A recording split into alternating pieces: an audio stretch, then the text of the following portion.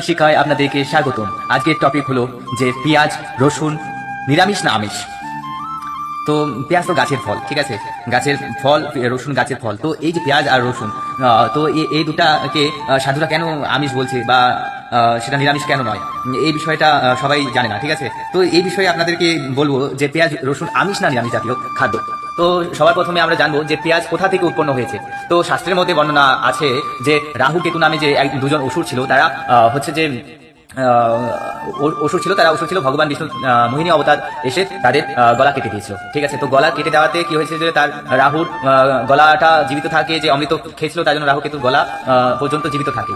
আর নিচে যে ধর আছে, ধর হচ্ছে সেটা পৃথিবীতে পড়ে, আর পৃথিবীতে তার হাড্ডি থেকে হয় রসুন, আর তার রক্ত থেকে হয় পেঁয়াজ উৎপন্ন। তো পেঁয়াজ একটা তমগুণী জাতীয় খাদ্য, তার জন্য সাধুরা সেটা খায় না, কারণ সেখানে সাধুরা সাত্ত্বিক গুণ সম্পন্ন হওয়ার চেষ্টা করে, তার জন্য সাধুরা পেঁয়াজ রসুন একদম বর্জিত করেছে।